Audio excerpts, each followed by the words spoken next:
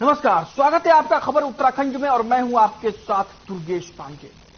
मुख्यमंत्री पुष्कर सिंह धामी ने नई दिल्ली में केंद्रीय वित्त मंत्री श्रीमती निर्मला सीतारमण से शिष्टाचार भेंट की।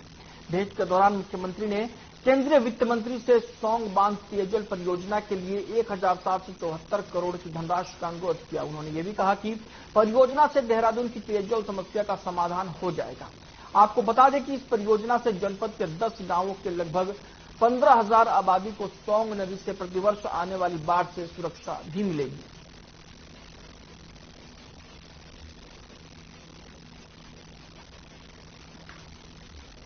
सीएम पुष्कर सिंह धामी ने केंद्रीय वित्त मंत्री निर्मला सीतारमण से मुलाकात की और 1774 करोड़ रुपए की धनराशि की सीएम ने मांग की है पेयजल परियोजना के लिए। और आपको बता दें कि मुख्यमंत्री ने केंद्रीय वित्त मंत्री से कहा कि इस परियोजना से देहरादून की पेयजल समस्या का समाधान हो जाएगा।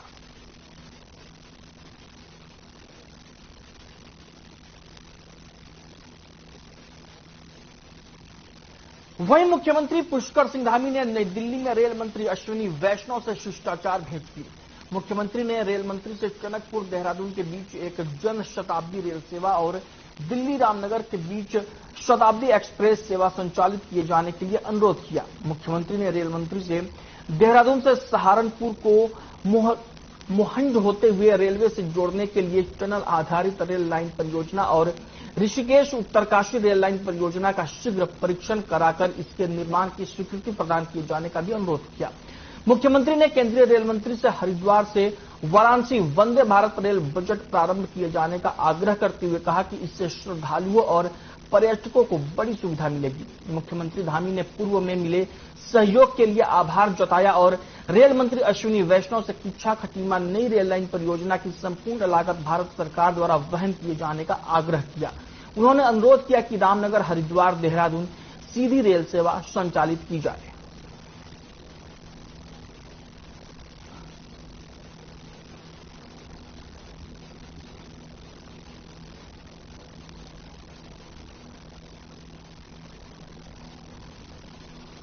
वहीं 22 अप्रैल से चारधाम यात्रा की शुरुआत हो रही है। यात्रा में कोविड गाइडलाइन को सख्ती से लागू किया जाएगा। इसके साथ ही कोविड जांच और वैक्सीनेशन में भी तेजी लाई जाएगी। देश के कई राज्यों में कोरोना के बढ़ते संक्रमण को देखते हुए उत्तराखंड में कोविड जांच और वैक्सीनेशन का दायरा बढ़ाया जाएगा। स्वास्थ्य मंत्री डॉक्टर धन सिंह रावत ने चारधाम यात्रा मार्गों पर डॉक्टरों और पैरामेडिकल स्टाफ की तैनाती 15 अप्रैल से पहले सुनिश्चित करने के निर्देश दे दिए हैं।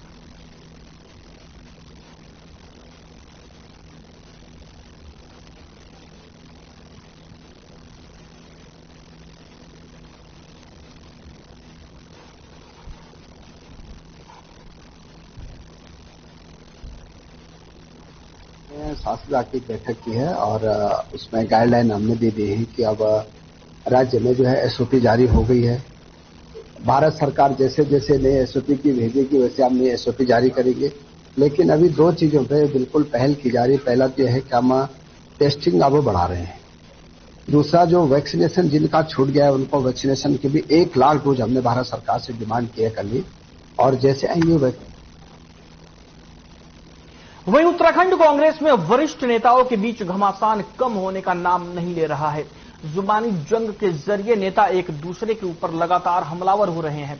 पूर्व प्रदेश अध्यक्ष प्रीतम सिंह ने बिना नाम लिए प्रदेश प्रभारी देवेंद्र यादव और प्रदेश अध्यक्ष करण माहरा पर निशाना साधा है। उन्होंने कहा कि पार्टी में जब दायित्व मिलता है तो उस दायित्व का निर्वहन करना जरूरी होता है। जो व्यक्ति अपने दायित्व का निर्वहन नहीं कर पाता वो अपने दल और राष्ट्रीय नेतृत्व को दिग्भ्रमित करने का काम कर रहा है। यानी कि कुल मिलाकर पूर्व प्रदेश अध्यक्ष प्रीतम सिंह ने अपनी पार्टी के वरिष्ठ नेताओं को न केवल निशाने पर लिया है बल्कि उनको बड़ी सलाह भी दे डाली है। भागना निभाने की बात नहीं, जब दायित्व मिलता है उस दायित्व का निर्वहन करना पड़ता है, और जो निर्वहन नहीं करता है फिर मैं समझता हूं वो कदापि दल के साथ राष्ट्रीय नेतृत्व के साथ सही दिशा में कार्य नहीं कर रहा है, या दल या राष्ट्रीय नेतृत्व को जो है दिग्भ्रमित करने का काम। वहीं उधम सिंह नगर जनपद के जसपुर में पूर्व विधायक डॉक्टर शैलेंद्र मोहन सिंघल ने बताया कि उनके द्वारा मुख्यमंत्री पुष्कर सिंह धामी को विभिन्न मार्गों के पुनर्निर्माण के प्रस्ताव दिए गए थे, जिसके लिए मुख्यमंत्री उत्तराखंड ने अपनी स्वीकृति प्रदान कर दी थी, जिनकी अब वित्तीय स्वीकृति भी हो चुकी है। पूर्व विधायक डॉक्टर सिंघल ने बताया कि जसपुर भूतपुरी मार्ग, उत्तराखंड बॉर्डर तक का पुनर्निर्माण, धर्मपुर चौराहे से रायपुर मार्ग का निर्माण, जसपुर नगर से दोनों किनारों पर टाइल्स मार्गों का पुनर्निर्माण और रामपतारपुर से मनोरथपुर सड़क मार्ग का निर्माण मुख्यमंत्री श्री पुष्कर सिंह धामी ने वित्तीय सहायता के लिए स्वीकृति दे दी है। शीघ्र ही इनका पुनर्निर्माण कार्य लोक निर्माण विभाग द्वारा प्रारंभ किया जाएगा। सड़कों के निर्माण की वित्तीय स्वीकृति होने पर पूर्व विधायक डॉक्टर शैलेंद्र मोहन सिंघल समेत भाजपाइयों ने मुख्यमंत्री पुष्कर सिंह धामी का आभार प्रकट किया है।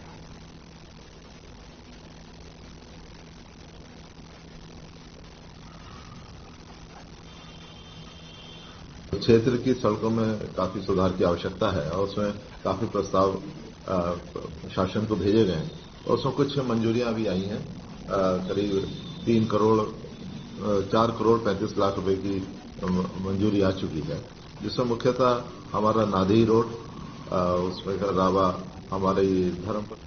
भारतीय संस्कृति विदेशियों को लगातार अपनी ओर आकर्षित कर रही है। यही वजह है कि भारत में लाखों विदेशी पर्यटक हर साल घूमने के लिए पहुंचते हैं, मगर ऐसे भी कुछ विदेशी हैं जो जीते जी तो भारतीय संस्कृति को अपना ही रहे हैं, मरने के बाद भी भारतीय संस्कृति के अनुसार ही मोक्ष पाने की इच्छा जता रहे हैं।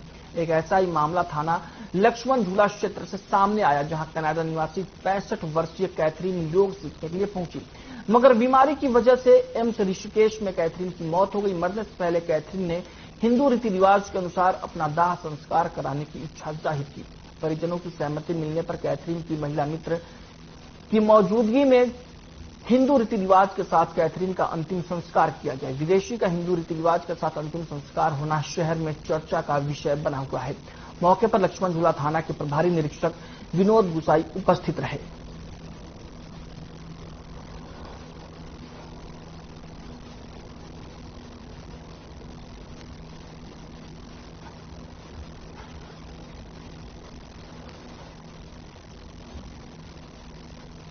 वहीं वन रैंक वन पेंशन योजना पर लंबे समय से उत्तराखंड में विवाद चल रहा है। इसी को लेकर पूर्व सैनिक केंद्र सरकार से योजना की विसंगतियों को दूर करने की मांग कर रहे हैं। ऐसे में आगामी लोकसभा चुनाव के चलते इस मुद्दे पर पूर्व सैनिकों की प्रतिक्रिया तेज हो गई है। इसी क्रम में आज कोटद्वार में बड़ी संख्या में पूर्व सैनिक संघर्ष समिति के बैनर तले पूर्व सैनिकों ने सरकार के खिलाफ सड़कों पर उतरकर अपना आक्रोश व्यक्त किया, जिसके बाद तहसील परिसर पहुंचकर उप जिलाधिकारी के माध्यम से राष्ट्रपति को ज्ञापन भेजा।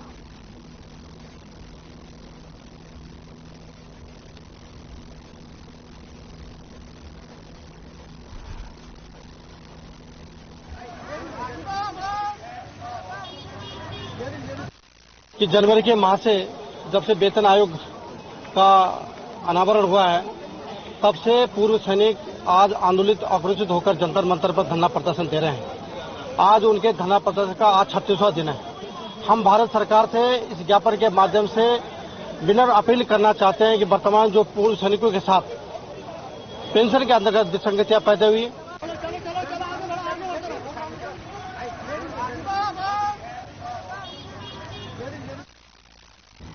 रामनगर पूर्व सैनिक उत्थान एवं कल्याण समिति के सभी पदाधिकारी, कर्मचारी और सभी सदस्यों द्वारा मिलकर वन रैंक वन पेंशन की मांग को रखते हुए शहर भर में रैली निकालकर अपना विरोध प्रदर्शन किया गया। रैली में पूर्व सैनिकों ने बढ़ चढ़कर हिस्सा लिया।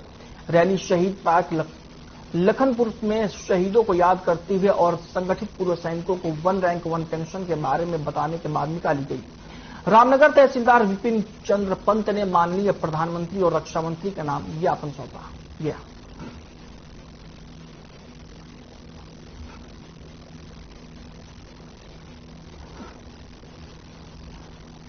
एमएसपी है, जैसे आप लोगों ने बार बार पूछा हमसे, मिलिट्री सर्विस पे होते हैं सर, जो सेना में सर्विस करते हैं उनके लिए पेमेंट रखी गई थी, लेकिन इसमें भी सरकार ने और अफसरशाही चली और शुरू की उन्होंने 16,000 कर दी। जो जवान नौकरी करता है, जो कि बॉर्डर पर हमेशा लड़ता है, उसकी केवल 5200 रुपया रखी। यहाँ तक कि जो मिलिट्री नर्सिंग सिस्टर होती है लेडीज, जो कि हमेशा बेस में काम करती है, उनको भी इन्होंने 10,000 से ज्यादा एमएसपी रखी है। ये जवान को कितना मतलब इन्होंने बहुत छोटा निम्न दर्जे के जवान को समझाया।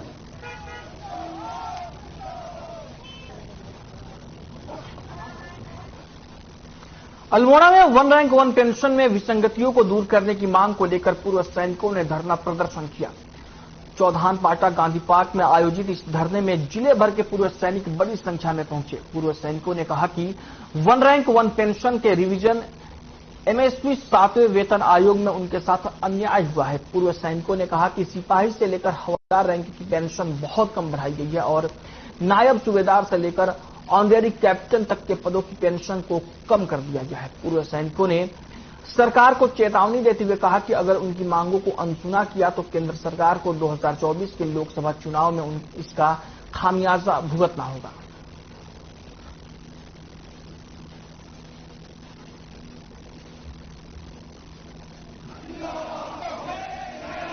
जब तक सरकार हमारी ओआरओपी की जो विसंगतियां हैं, तमाम किस्म की एक लंबी चौड़ी लिस्ट है, उन विसंगतियों को जब तक सरकार दूर नहीं करेगी तब तक ये पूर्व सैनिक ये रणबांकुरे इस मैदान में डटे रहेंगे और जंतर मंतर में हमारा धरना प्रदर्शन स्टेट वाइज जो है बांट दिया गया है। तो हमारी ड्यूटी है, भारत सरकार को झुकना होगा और पूर्व सैनिकों को जो मांगे हैं उसको पूरा करना होगा।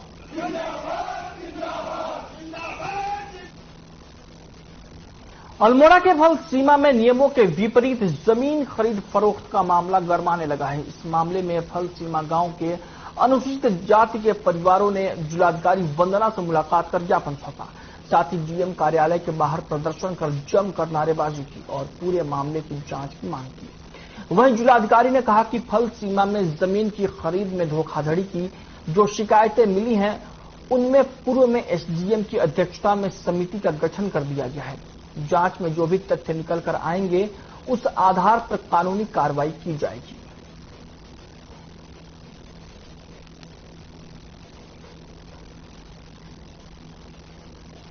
फल सीमा में जमीन की खरीद को लेकर धोखाधड़ी की कुछ शिकायतें और कुछ विभिन्न प्रकार के जो कानून है उनके उल्लंघन की शिकायतें सामने आ रही है। इसमें एक समिति जांच के लिए पूर्व से ही एसडीएम की अध्यक्षता में गठित करी गई है।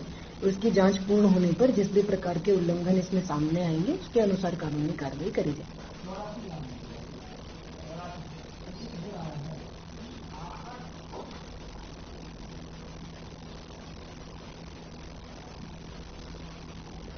वहीं हरिद्वार में पॉज टैक्सी योजना का व्यापारियों ने विरोध करना शुरू कर दिया है। योजना का ब्लूप्रिंट सामने आने के बाद अपर रोड पर पॉज टैक्सी का रूट बनाए जाने पर स्थानीय व्यापारी आपत्ति जता रहे हैं। अपर रोड के व्यापारियों ने हाथ में बैनर और तख्ती लेकर नारेबाजी करते हुए योजना का विरोध किया और इसका रूट बदलने की मांग की। व्यापारियों का कहना है कि अपर रोड से पॉज टैक्सी को ले जाने से न सिर्फ इस मार्ग पर कुंभ में निकाले जाने वाली पेशवाइयों पर फर्क पड़ेगा बल्कि हरिद्वार का व्यापार भी चौपट हो जाएगा। व्यापारियों ने पॉज टैक्सी का रूट न बदलने पर कोर्ट में जाने की चेतावनी भी दी है।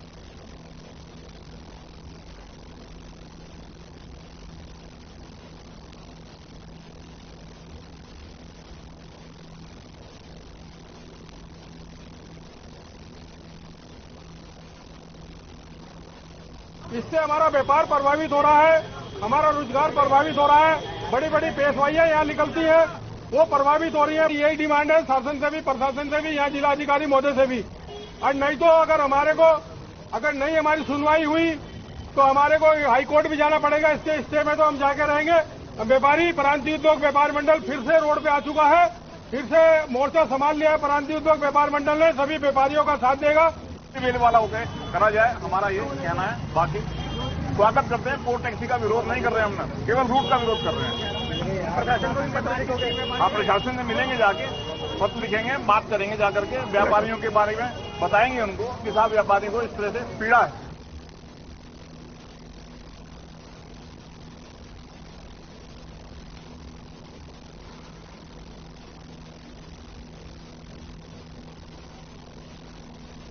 उधमसिंह नगर के दिनेशपुर पुलिस ने बैंक में फर्जी दस्तावेज बनाकर मृतक महिला और विदेश में रह रहे युवक के नाम पर लाखों का लोन लेने वाले गिरोह के 3 सदस्यों को दिनेशपुर थाना पुलिस ने गिरफ्तार कर लिया है। लेकिन अभी तक महिला आरोपी फरार चल रही है। आपको बता दें कि रुद्रपुर स्थित पुलिस ऑफिस में जनपद के एसएसपी मंजूनाथ टीसी ने मामले का खुलासा करते हुए बताया कि ये गिरोह फर्जी दस्तावेजों के आधार पर बैंक से लाखों रुपए का लोन ले चुका है। फिलहाल पुलिस ने आरोपी को गिरफ्तार कर लिया है।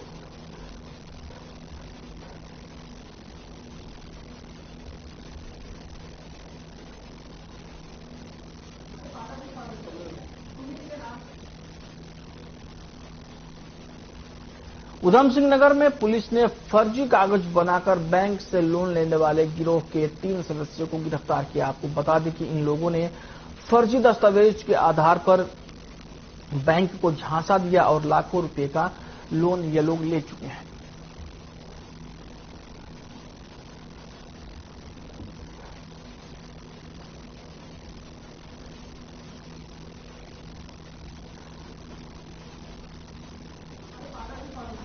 तो बैंक वाले हमारे पास आए तो फिर कागज तो कहीं और पॉइंट आउट कर रहा था, वास्तविक रूप से अनूप सिंह तो बाहर था, परंतु हमने इसको सीरियसली लिया।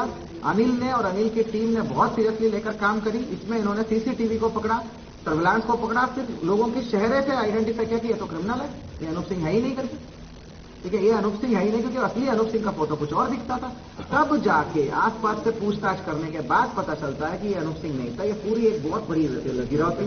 केला केड़ा का हिस्ट्री सीता था। इसका नाम राजपाल सिंह है। इसके ऊपर 12 से भी अधिक मुकदमे हैं।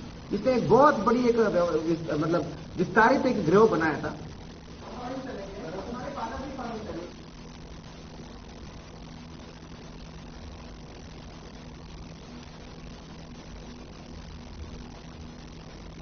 खबर दिनेशपुर से है, जहां के नाले में पानी के ऊपर बहते हुए एक युवक की लाश मिली।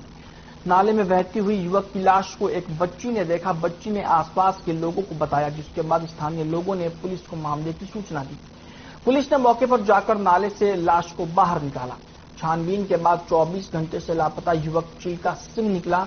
घटना की सूचना परिवार वालों को दे दी गई है। परिवार में मातम पस रहा है। इस दौरान थानाध्यक्ष अनिल उपाध्याय ने कहा कि ग्रामीणों ने बताया कि युवक नशा करता था। दरअसल नशा करके युवक बड़े नाले के पास आया, वहीं से गिर गया। पूरे मामले की जांच की जा रही है। जांच के बाद आगे की कोई भी कार्रवाई की जाएगी।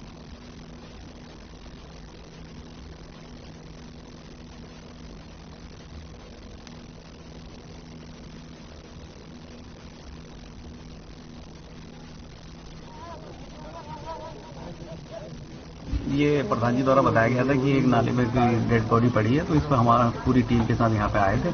सबको बाहर निकाला तो ग्रामवासियों द्वारा बताया गया कि ये चिल्का से पुत्र तुलसी के रूप में शिनाख्त करी गई है।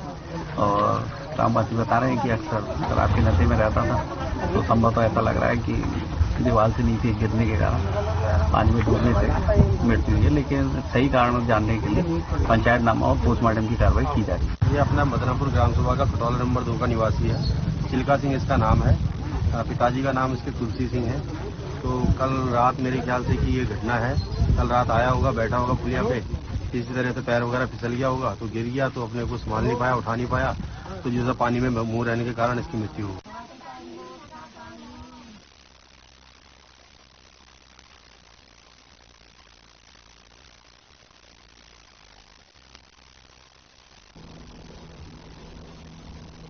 दिनेशपुर में नाले में युवक का शव मिला, जिसके बाद से इलाके में सनसनी फैल गई। आपको बता दें कि एक बच्ची ने नाले में युवक का शव देखा और उसके बाद स्थानीय लोगों को इसके बारे में बताया, जिसके बाद स्थानीय लोगों ने मामले की जानकारी पुलिस को दी और पुलिस मौके पर पहुंची तो पता चला कि युवक 24 घंटे से लापता था।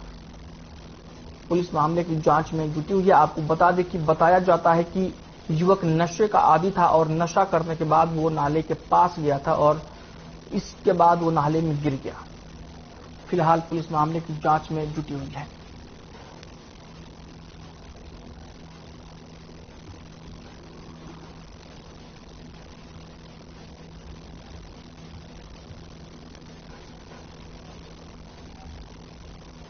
वहीं अल्मोड़ा में 1 रैंक 1 पेंशन की कमियों को लेकर पूर्व सैनिकों ने विभिन्न विकास खंडों में आक्रोश रैली निकाली। इस दौरान जिलाधिकारी के माध्यम से प्रधानमंत्री और रक्षा मंत्री को मांगों का ज्ञापन सौंपा गया। आपको बता दें कि 1 रैंक 1 पेंशन में हुई बड़ी कमियों से नाराज देश के रिटायर्ड सूबेदार से लेकर जवान रैंक तक के सभी पूर्व सैनिक लंबे समय से दिल्ली में जंतर मंतर पर धरने पर बैठे हैं। इसी के तहत अल्मोड़ा, द्वाराहाट, चौखुटिया, ढिकिया सैन के सभी जगहों पर विभिन्न सैनिक संगठनों के आक्रोश रैली निकाली। इस दौरान पूर्व सैनिकों ने रक्षा मंत्रालय और आर्मी के अधिकारियों पर मिली भगत का आरोप लगाते हुए कहा कि देश की सीमाओं पर सबसे आगे जवान और जेसीओ रहते हैं, उनकी जान की कोई कीमत नहीं है, जबकि बड़े अधिकारी सबसे पीछे रहते हैं, उनको सबसे ज्यादा वेतन भत्ता क्यों। उन्होंने कहा कि केंद्र सरकार जल्द ही पूर्व सैनिकों की मांगों का उचित समाधान करे, वरना ये लड़ाई और उग्र होगी।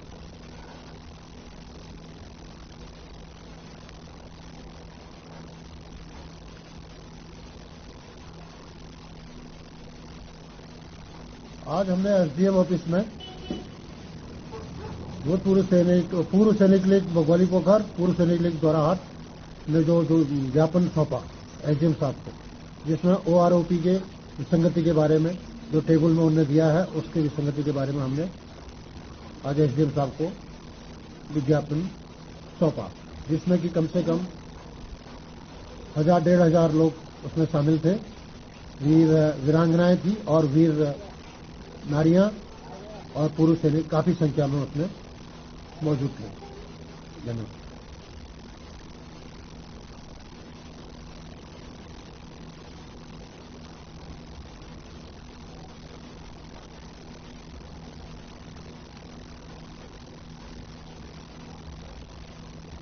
वहीं 6 महीने पुराने साइबर ठगी के मामले में उत्तराखंड एसटीएफ को बड़ी कामयाबी मिली है। एसटीएफ ने कोलकाता से एक अभियुक्त को गिरफ्तार किया है।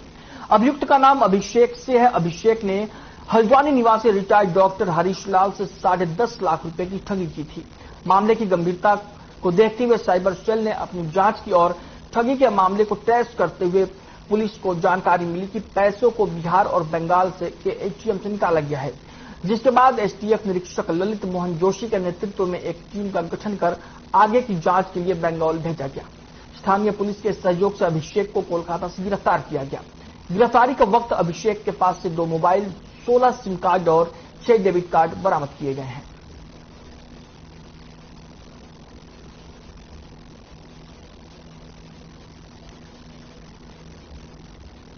अक्टूबर 2022 में एक रिटायर्ड डॉक्टर हैं, सरकारी डॉक्टर हरीश लाल जी, इनके द्वारा कोतवाली हल्द्वानी में जनपद नैनीताल में मुकदमा दर्ज कराया गया था कि इनके साथ में ट्रेजरी ऑफिसर बनकर किसी ने कॉल किया और इनकी पेंशन संबंधी जो देयक हैं उनके भुगतान के नाम पर इनसे 10.5 लाख रुपए की धोखाधड़ी हो गई थी।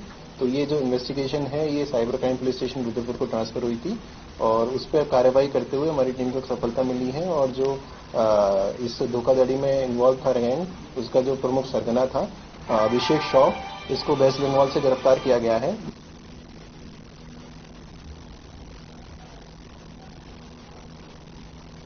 बुलेटिन में फिलहाल के लिए इतना ही। मुझे दीजिए इजाजत। नमस्कार।